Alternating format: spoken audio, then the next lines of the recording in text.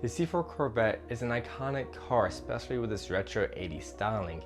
It's quick, sleek, and performance oriented. And the prices of these cars are just now getting to the lowest point that they will get, in my opinion. So because of that, younger people are buying these cars.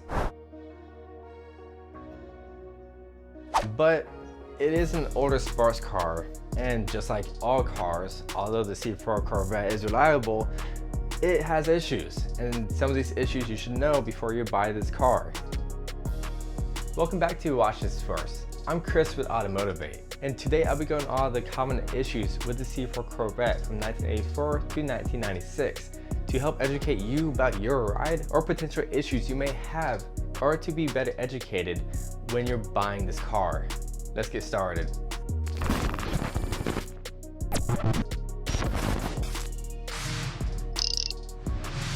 From 86 to 91, the C4 Corvette came with an L98 engine, which was notorious for blowing head gaskets, especially at higher miles.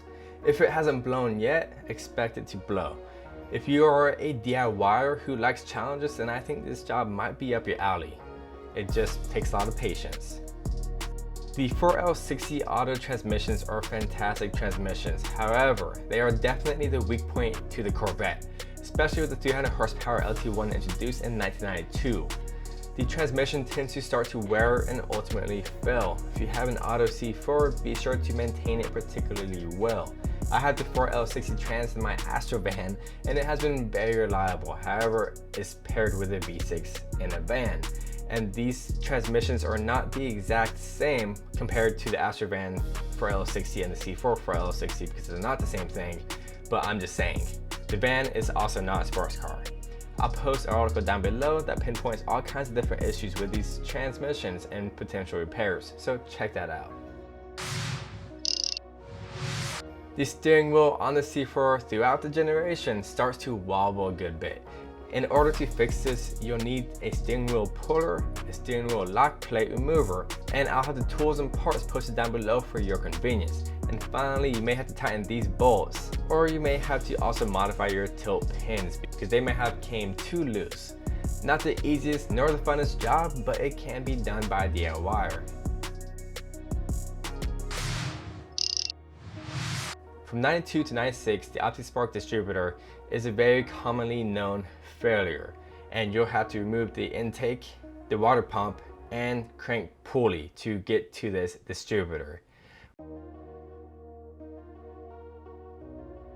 While you're replacing that, go ahead and refresh your coolant and replace the water pump as preventative maintenance because the water pump also likes to fail. Overall, not a very hard job in my opinion if you have the correct tools for the job.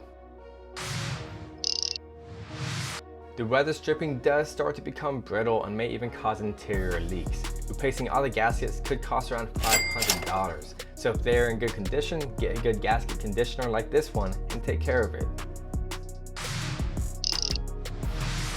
Do you have a winking headlight? Well, the motor might be going bad. And luckily they aren't terribly hard to replace. You can manually adjust them for the time being if you're in a pinch.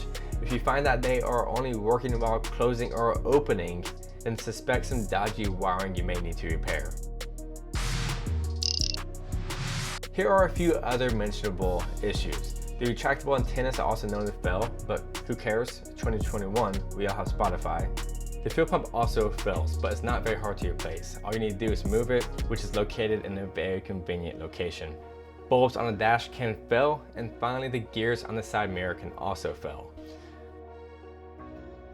So if you have a wobbling side mirror, those gears are probably failed, and you'll have to replace that. The C4 Corvette is an awesome car, and I truly do like it a lot. If you want a budget Corvette, then this is a great way to do it. If you also want a project car and you found a rundown C4 Corvette, that's also a great decision in my opinion. The 350 alone are known to last well over 200,000 miles easily. You know, you always hear don't buy the automatic, buy the manual, and that definitely is the case with these C4 Corvettes. The automatic transmissions are just not holding up to the LT1 or the 350 in general. So get the manual transmission. They're funner anyways, especially in the Corvette. Now, thanks for subscribing and thanks for watching. I really appreciate it. My main goal is to help people not waste money when they're buying a car, or if they're like searching issues in their car, they're not like running in loops. I've been through that, and I wish there was a video out for when I had issues with my cars. So that's why I'm here. But this is Chris AutoMotivate. Always appreciate and respect one another. We are all equal. I'll see you in the next video.